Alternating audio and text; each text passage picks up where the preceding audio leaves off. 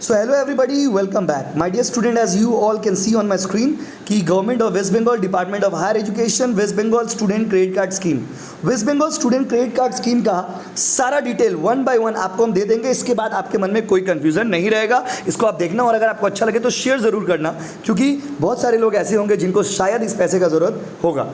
My dear student, ये scheme जो है वो 30 जून से लॉन्च हो जाएगा। उसका पूरा ऑफिशियल डेटा यहाँ पर आ चुका है जो मैं आपको बताने वाला हूँ। सबसे पहला सवाल की कोरे अप्लाई करबो, की कोरे जिनिसटा अप्लाई करा जाए, अप्लाई कैसे हम लोग कर सकते हैं। देखिए, सबसे पहले द स्टूडेंट एप्लीकेंट होगा, मतलब आप अप्लाई करोगे अपना हेड ऑफ इंस्टीट्यूशन, मतलब जिस इंस्टीट्यूशन में आप पढ़ रहे हो उसको अप्लाई करोगे। वो institution department of higher education को अप्लाई करेगा और डिपार्टमेंट ऑफ हायर एजुकेशन जो है वो बैंक को अप्लाई करेगा। मतलब आपको जो एप्लीकेशन देना है वो अपना हेड इंस्टीट्यूशन को, 10 में है तो 10 के इंस्टीट्यूशन में, 11 में तो 11 में, 12 में तो 12 के इंस्टीट्यूशन में, कॉलेज में तो कॉलेज में, उसका जो हेड होगा उसको आप अप्लाई करोगे, वो हायर एजुकेशन को देगा और हायर एजुकेशन बैंक को अप्लाई करेगा। तो आपका रोल क्या है? आपका रोल अपना स्कूल में अप्लाई करने को है। कैसा प्रोसेस है देख लीजिए, ऑनलाइन एप्लीकेशन कैसे आपको प्रोसेसिंग होगा, ठीक है। अब देखिए, सबसे पहले ये पूरा करने के बाद, वेरिफिकेशन होने के बाद आपको क्रेडिट कार्ड मिल जाएगा, इसके उसका जो अमाउंट है वो अप्रूव हो जाएगा। अब सवाल ये है कि ये जो पैसा आपको गवर्नमेंट दे रहा है, ये पैसा का रूल क्या है? देखिए, hassle free and collateral security free. Collateral security free मतलब आप जब भी कोई चीज़ लोन लेने जाते हो ना, आपको कुछ सिक्योरिटी देना पड़ता है। कोई भी, इवन एजुकेशन लोन भी आप देने जाएंगे तो आपको कोई ना कोई चीज़ सिक्योरिटी देना पड़ेगा। बट यहाँ पर एक बेनिफिट ये है कि आपको कोई सिक्योरिटी देने का दरकार नहीं है। देखो, जैसे हाईलाइट किया हुआ है, government will beer your security. तो कोई सिक्योरिटी नहीं है, आप अपना ड्रीम्स को पूरा कर सकते हैं, आप अपने सारे सपनों को पूरा कर सकते हैं। क्योंकि आप लोगों में बहुत सारे बच्चे ऐसे हैं जो पैसे के प्रॉब्लम के कारण पढ़ नहीं पाते हैं, तो उन लोगों के लिए बहुत ज़बरदस्त वाला स्कीम है और we should thank government. Maximum credit limit 10 lakh, मतलब 10 लाख रुपया तक आपके एजुकेशन में जो खर्चा होगा वो गवर्नमेंट बियर करने के लिए रेडी है। नॉमिनल इंटरेस्ट 4% इंटरेस्ट चार्ज किया जाएगा, क्योंकि ये लोन है तो बैंक का भी तो एक बेनिफिट होना चाहिए। If the interest is fully serviced with in the study period then it will be rebate of 1% interest rate. अगर मान लीजिए सही समय पर आपने पैसा दे दिया तो 1% का आपको छूट भी मिल सकता है। अच्छा, ये जो पैसा आपको मिलेगा उसको आप कहाँ कहाँ यूज़ कर सकते हैं? क्योंकि आप लोगों में बहुत सारे बच्चे सोच रहे थे कि ये जो पैसा हमको मिलेगा उससे हम एक तो घर खरीद लेंगे। ऐसा नहीं, वो लोग सोचते थे कि हम एक तो घर खरीद लेंगे। बच्चे लोग सोच रहे थे कि जो पैसा मिलेगा उससे मेरा दुकान चालू कर लेंगे। ऐसा नहीं है मेरे दोस्त।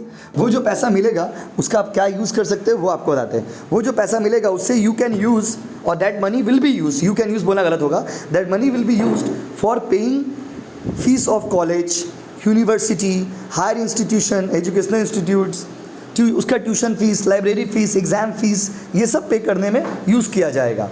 Fees for caution deposit, building fund, refundable deposit supported by institutional bills. जो भी बिल रहेगा इंस्टीट्यूशन से रिलेटेड वो सारा आपका एजुकेशन पर्पज़ के लिए ही यूज़ किया जा सकता है।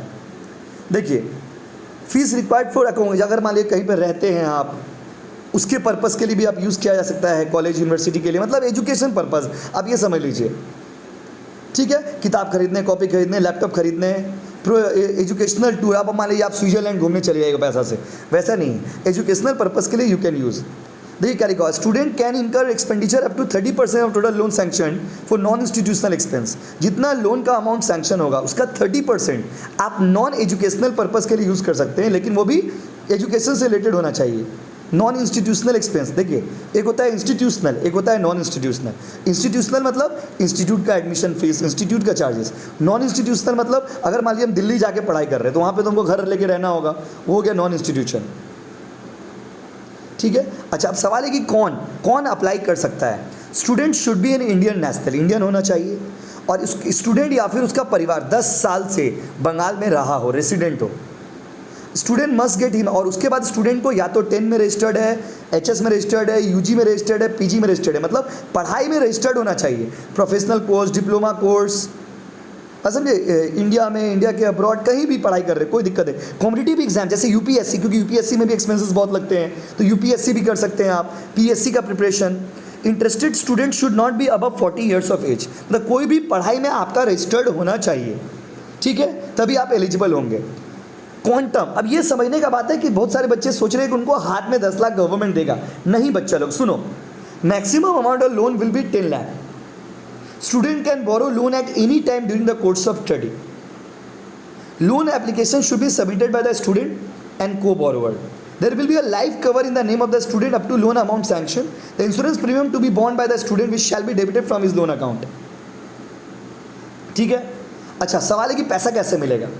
For payment of course fees, देखो पैसा गवर्नमेंट हाथ में नहीं देगा 10 लाख, ये सोच लीजिए. आपका अकाउंट में नहीं देगा 10 लाख कि आप पार्टी कर लीजिए. ना ना ना ना ना, गवर्नमेंट आपको आपका जो इंस्टीट्यूट रहेगा उस इंस्टीट्यूट के अकाउंट में क्रेडिट कर देगा. सपोज मान लीजिए हम सीए का पढ़ाई कर रहे हैं और सीए पढ़ाई करने के लिए 50,000 रुपये चाहिए और मेरा लोन सैंक्शन किया हुआ है, तो उस सीए इंस्टीट्यूट का अकाउंट में पैसा ट्रांसफ़र कर दिया जाएगा.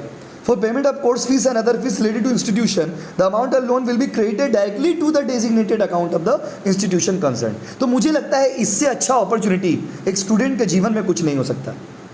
अगर मान लीजिए, हाँ, बट अगर मान लीजिए सपोज लैपटॉप खरीदना है, कंप्यूटर खरीदना है, टैब खरीदना है, स्टेशनरी खरीदना है, खाने पीने का खर्चा हो गया, उसके लिए आपका अकाउंट में पैसा दे दिया जाएगा. आप समझ रहे ना. इंस्टीट्यूशनल फीस के लिए इंस्टीट्यूशन के अकाउंट में क्रेडिट कर देगा और आपका लैपटॉप, टैबलेट, बुक, स्टेशनरी ये सब खरीदने के लिए आपके अकाउंट में पैसा दिया जाएगा. तो मुझे लगता है इससे अच्छा स्कीम नहीं हो सकता अगर आपका कोई भी ड्रीम है तो. और आप लोग में कुछ बच्चे सोचते हैं कि अगर मान लीजिए 10 साल में पैसा नहीं, जॉब नहीं मिला तो, अरे बाबा ये बच्चा वाला बात मत करो. अब देखो पैसा वापस कैसे करना होगा. पैसा वापस करने का रूल आपको पता ही होगा कि there will be a moratorium और a repayment holiday of 1 year after completion study. आपका पढ़ाई कंप्लीट हुआ, उसके 1 साल तक आपको छूट रहेगा. उसके बाद से 15 साल के अंदर आपको पैसा वापस करना रहेगा. 15 साल आपको टाइम दिया जाएगा. तो बच्चे ये सोचते हैं कि भैया अगर जॉब नहीं मिला तो, अगर आप मेहनती हो, अगर आप डेडिकेटेड हो, अगर आपको विश्वास है, बस पैसा का अभाव के कारण आप पढ़ नहीं पा रहे, तब आप लेंगे. जॉब कैसे नहीं मिलेगा बताइए. अगर कोई बच्चा हार्ड वर्किंग है, पैसा का प्रॉब्लम के कारण पढ़ नहीं पा रहा, तो उसका फिनेंशियल इश्यूज़ को तो गवर्नमेंट सॉल्व कर रहा है. अब वो पैसा ले करके आप एक अच्छा प्रिपरेशन करिए, अच्छा सा जॉब अक्वायर करिए, उसके बाद 1 साल का ब्रेक लीजिए, फिर अपना पैसा को रिपेमेंट करना स्टार्ट करिए. So my dear student, this is a wonderful scheme. Please इसे आप शेयर करिए और चैनल को सब्सक्राइब करिए. ऐसा कोई भी अपडेट आएगा आपको हम सबसे पहले दे देंगे. Thank you so much.